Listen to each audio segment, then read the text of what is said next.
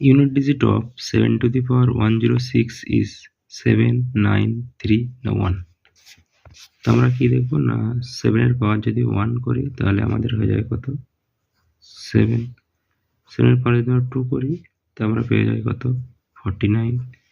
7 এর পাওয়ার যদি আমরা 3 করি তাহলে পেয়ে যাই আমরা কত 343। 7 এর পাওয়ার যদি আমরা 4 করি তাহলে আমরা পেয়ে যাবো কত 2401। ঠিক আছে, তাহলে ইউনিট ডিজিটগুলো কত হচ্ছে না 7 হচ্ছে, 9 হচ্ছে, ঠিক আছে, 3 হচ্ছে আর 1 হচ্ছে। 7 টু দি পাওয়ার 5 করলে আবার আমরা এটার সাথে 7 গুণ করবো, মানে আবার 7 আসবে, তারপর 9 আসবে, তারপর 3 আসবে, 1 আসবে। তো মানে ঘুরে ফিরে এই 7, 9, 3, 1 আসবে। ঠিক আছে, তাহলে 4টে সংখ্যা আমরা ডিফারেন্স পাচ্ছি এখানে, বলে এই 7 এর পাওয়ারে যেটা আছে এটাকে আমরা 4 দিয়ে ভাগ করব। ঠিক আছে, 4 দিয়ে যদি আমরা ভাগ করি 4 দুগুণে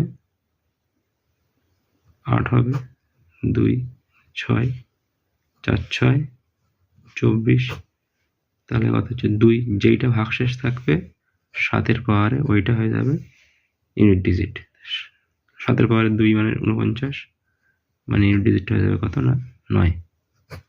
ঠিক আছে, মানে যে সংখ্যাটা দেবে সেটাকে যদি আমাদের দিত এখানে 7 এর পাওয়ারে 100, তাহলে আমরা কি করতাম না এই 100কে 4 দিয়ে ভাগ করতাম।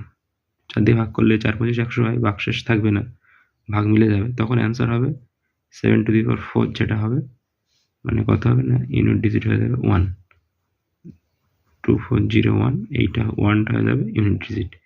আর যদি ভাগ করে ভাগশেষ থাকে, এখানে যেমন 2 ভাগশেষ আছে তা এখানে 2 হয়ে যাবে। যদি 3 ভাগশেষ থাকে তো 7 বাই 3, তাহলে এটা অ্যান্সার হবে। যদি 1 ভাগশেষ থাকে 7 টু দি পাওয়ার 1 মানে 7 অ্যান্সার হবে।